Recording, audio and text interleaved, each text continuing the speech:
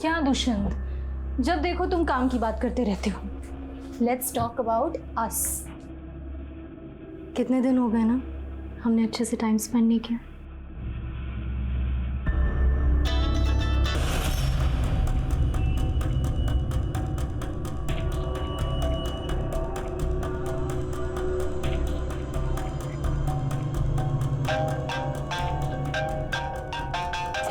एक मिनट खुमा। Hello. Sorry Sonali ma'am, इस टाइम आपको डिस्टर्ब किया। दरअसल दुष्यंत सर ने मुझे विशाल नगर बुलाया था। 1 घंटे से उनको कॉल कर रहा हूँ, उनका फोन ऑफ आ रहा है, अभी तक आए भी नहीं वो। क्या वो आपके साथ है क्या? कहीं फंस गया होगा, खुद ही कॉल कर लेगा। और हाँ, मैं मीटिंग में हूँ, मुझे दोबारा डिस्टर्ब मत करना। Okay ma'am.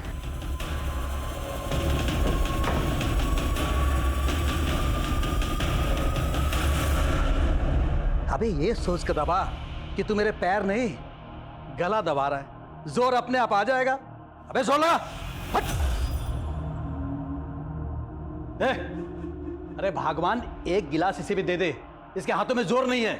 मरियल साला, देख क्या रहे, क्या देख रहा है? चल चल दबा।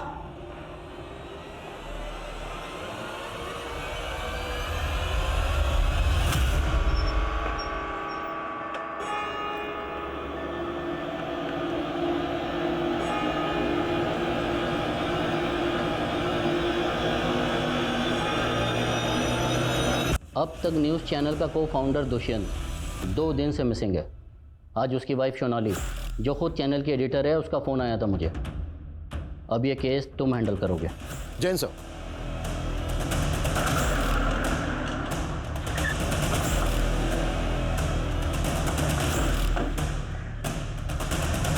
मैं समझ सकती हूँ कि दुष्यंत के गायब होने के पीछे सबको कोई ना कोई कॉन्स्पिरेसी नजर आ रही होगी। कई नेताओं, बिजनेसमैन, अधिकारियों को नाराज किया था उसने अपनी रिपोर्टिंग से। लेकिन ऑफिसर, ऐसा कुछ है नहीं। आपके कहने का मतलब यह है कि दुष्यंत अपनी मर्जी से कहीं चले गए? यस ऑफिसर, एक्चुअली वो कई दिनों से मुझसे ही नाराज था। इस नाराजगी की वजह? हम दोनों ने मिलके ये चैनल खोला था और eventually I became the face of the channel. इसीलिए दुष्यंत को कहीं ना कहीं ऐसा लगने लगा कि वो पीछे रह गया। सब उसके मन का वहम है। अगली बार मिलूंगी तो समझा लूंगी उसे। आप प्लीज़ उसे जल्द से जल्द ढूंढ निकालिए। श्योर। सर दुष्यंत को आखिरी 3 कॉल उस्मान शेख नाम के आदमी के आए थे। सर यह है उस्मान शेख, हिस्ट्री शीटर है। सर इलीगल आर्म डीलिंग्स के चार्जेस लगे थे इसके ऊपर। लेकिन दुष्यंत की बीवी सोनाली का कहना है कि दुष्यंत उनकी प्रोफेशनल अनबन की वजह से अपनी मर्जी से कहीं चला गया है। अगर उस्मान की इसमें इन्वॉल्वमेंट है तो दुष्यंत खतरे में है। Right sir. सर दुष्यंत का फोन जैतपुर रोड के पास स्विच ऑफ हुआ था। अभिषेक, उस एरिया की सारी सीसीटीवी फुटेज स्कैन करो, शायद दुष्यंत की कहीं बाइक स्पॉट हुई हो। सर।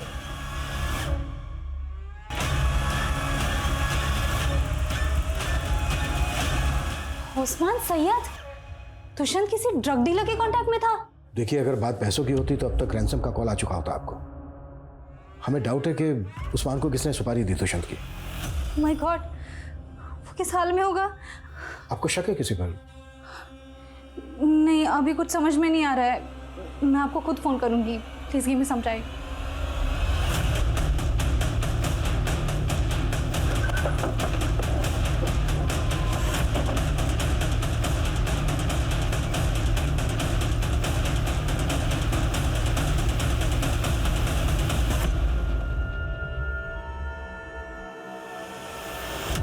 हम दुष्यंत को खोज रहे थे, लेकिन हमें इस लड़की की लाश मिली।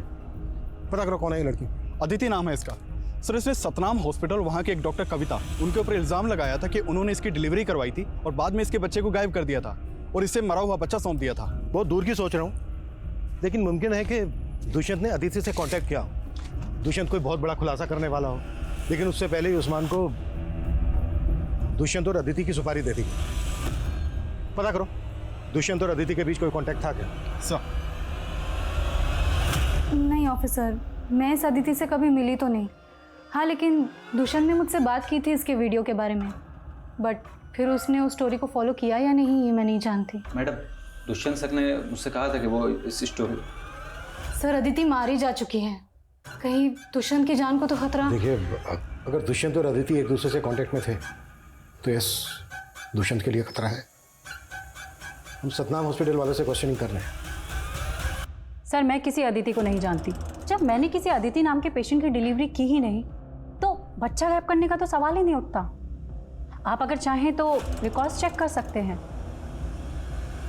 सर, सतनाम हॉस्पिटल वाले तो इस बात को सिरे से खारिज कर रहे हैं कि अदिति उनके वहाँ कभी डिलीवरी के लिए आई थी। सर, अदिति और दुष्यंत इन दोनों को भी आपस में कोई लिंक नहीं मिल रहा है। हो सकता है कि दोनों केसेस अलग अलग हों। दुष्यंत गायब है। दुष्यंत जिस हिस्ट्री शूटर उस्मान के टच में था वो भी गायब है। कुछ तो मिस कर रहे हैं हम लोग। सर, मैंने खबरियों को सोनाली की कुंडली निकालने को कहा था तो पता चला है कि सोनाली का एक कुणाल नाम के बिजनेसमैन के साथ अफेयर चल रहा है। सर, कुणाल दुष्यंत का ही दोस्त है और दुष्यंत के चैनल को इसी ने फंड किया है। सोनाली का दुष्यंत के ही दोस्त कुणाल के साथ अफेयर चल रहा है। और एक बात, 2 महीने पहले दुष्यंत ने जयदत्त हॉस्पिटल में चल रहे स्कैम को एक्सपोज किया था। कहीं दोनों हॉस्पिटल्स का आपस में कोई कनेक्शन तो नहीं है? अपने खबरियों को जयदत्त और सतनाम हॉस्पिटल में काम पे लगा। पता कर कौन सा गोरख धंधा चल रहा है वहाँ। और ये अदिति की फैमिली का कब पता चलेगा? जल्दी पता कर, टाइम बहुत कम है हमारे पास। ठीक है साहब, करता हूं। ऑफिसर, यहाँ मेरे हस्बैंड इतने दिनों से लापता है और आप उन्हें ढूंढने की जगह मेरी जासूसी कर रहे हैं। मेरा अफेयर है या नहीं है, इसका इस केस से कोई ताल्लुक नहीं है। अगर ये केस आपकी बजाय किसी नेता या अभिनेता से जुड़ा होता ना तो आपने अब तक ब्रेकिंग न्यूज़ बनाकर डिबेट शुरू कर दी होती। हमें आपकी तरह चिल्लाकर झूठ को सच बनाने की आदत नहीं है। हम सच को ना खोद के निकालते हैं। आपके पति दुष्यंत की सच्चाई भी हम सामने लाकर रहेंगे। हेलो सर, उस्मान का पता चल गया है। उठा लो उसे।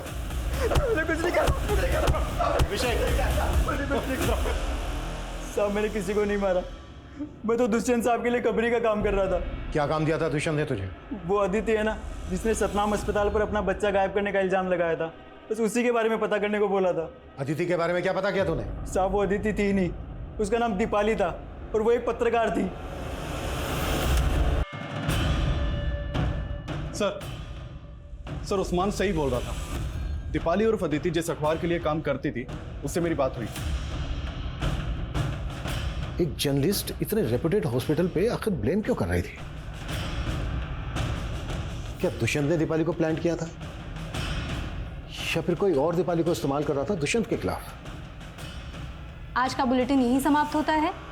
अंत में एक रिक्वेस्ट, अगर आपको मेरे पति दुष्यंत के बारे में कोई भी जानकारी मिलती है तो कृपया नीचे दिए गए नंबर पर संपर्क करें। Thank you.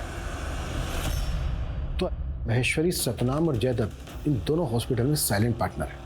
Yes sir. और वो अब तक चैनल के एडिटर सोनाली, उसके भी काफ़ी करीबी ताल्लुकात हैं महेश्वरी के साथ। मैडम के ऊपर करप्शन के कई चार्जेस हैं और मैडम की इमेज को क्लीन करने के लिए पूरे जोर शोर से लगी है सोनाली। महेश्वरी जी, इस बार आपका इंटरव्यू आपके गांव में करेंगे। अपने पापा को भी साथ रखिएगा। हाँ, जनता के दिलों को छू जाते हैं ऐसे मोमेंट्स। जनता की नब्ज हम नेता तो मैंकर से ज्यादा समझते हैं, वो सब हम पे छोड़ दो। खैर, ये बताओ, तुम्हारे पति दुष्यंत की कोई खबर मिली? लेकिन सर, आप ही ने तो ये केस मुझे हैंड ओवर किया था। देखिए सर, मैं इस केस को सॉल्व करने के काफी करीब हूँ। जिंदल, नो मोर आर्ग्यूमेंट्स। दुष्यंत का केस पांडे के हवाले करो और कल आकर मुझे हेडक्वार्टर में मिलो। जय Hind sir. Sir, Maheshwari madam के इस इलाके में लगभग 15 इलीगल प्रॉपर्टीज़ हैं और मैडम को बने हुए अभी सिर्फ 2 ही साल हुए हैं। ये देखिए सर। और मेरे पास सिर्फ 24 घंटे हैं। हेडक्वार्टर से कॉल आ गया है। जो लोग चाहते ही नहीं है मैं इस केस को लेके आगे। इस सिस्टम इज सो।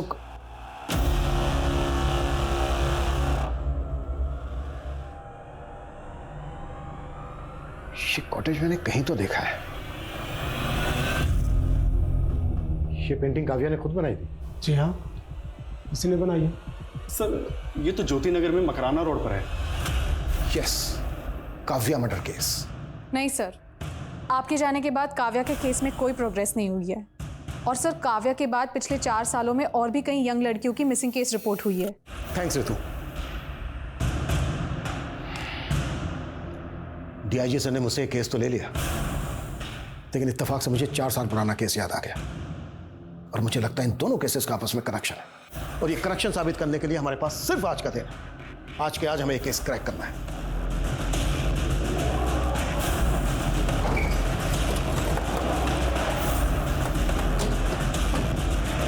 सुनो, ये बंगला तो सालों से बंद है साहब, यहाँ कोई नहीं आता, बस कभी कभार गुड्डू भैया आते हैं। कौन है गुड्डू?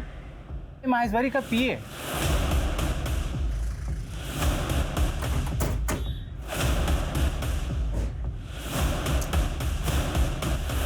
ट्रांसफर से जी नहीं भरा क्या, जो डिसमिस होने का मन बना लिया? मन की बात बाद में करते हैं, फिलहाल काम की बात करते हैं। क्यों जनक उर्फ गुड्डू, यही नाम है ना तेरा? इंस्पेक्टर, आपको शायद कोई गलत आपकी बेनामी संपत्ति है ना, आपका वो फार्म हाउस मकराना रोड पर, इसकी करतूत के पक्के सबूत मिले हमें वहां पर।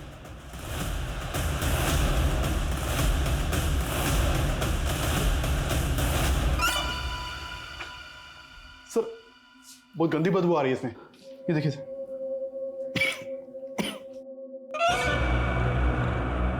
ये तो खून है सर।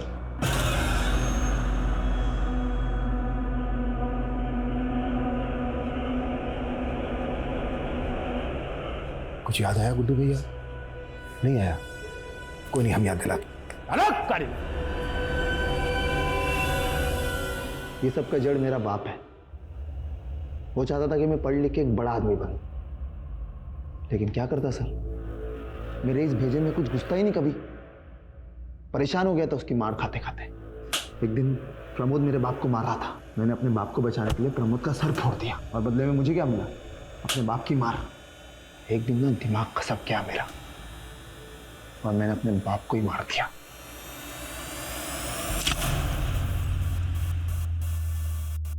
प्रमोद, बड़ी तेज बुद्धि थी उसकी सर। मुझे अपने साथ अपने घर ले गया, सोचा जिंदगी भर ना नौकर बना के रखेगा। मैं भी चला गया। सियाना आदमी, जैसे ही मुझे मौका मिला ना, गला घोट कर मार दिया साले को। ये सब महेश्वरी के कहने पे किया ना तूने? नहीं नहीं, महेश्वरी मैडम को तो पता ही नहीं है कि उनके पति को किसने मारा। कभी मुझ पर शक भी नहीं हुआ। और महेश्वरी मैडम और बड़ी सयानी औरत निकली होगी, दिमाग लगाकर ऐसे बन गई, लेकिन मुझे बड़ा मानती है वो, इसलिए उसकी सेवा करता हूँ और मेवा खाता हूँ। काव्या को किसने मारा?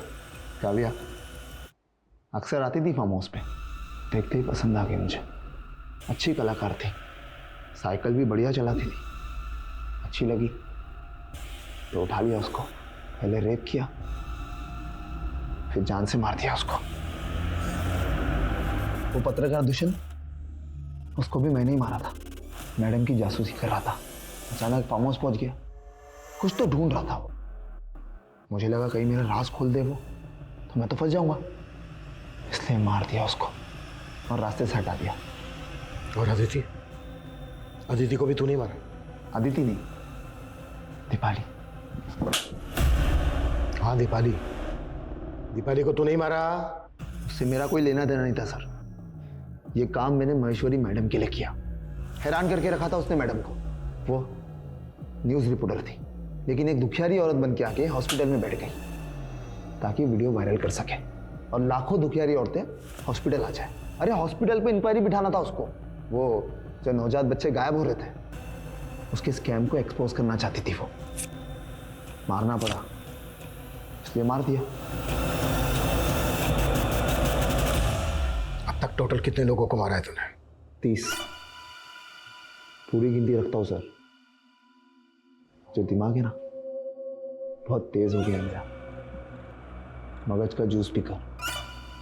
मगज का जूस पीकर मतलब? जिस किसी को मारता हूं ना, उसकी खोपड़ी अलग करके उसके दिमाग को बाहर निकालकर जूस बनाकर रसपान करता हूं। एक ज्योतिष मिले थे मुझे, उन्होंने मुझसे कहा किसी होशियार इंसान को मारकर उसके भेजे का जूस बनाकर रसपान कर लो, उसका सारा प्रभाव तुम हासिल कर लोगे। बस वही किया हमने सर। इंसान नहीं, इंसानों के नाम पर हैवान है तू। इंसानों को निकलने वाला दानव। तेरे जैसे दानवों की समाज को कोई जरूरत नहीं है।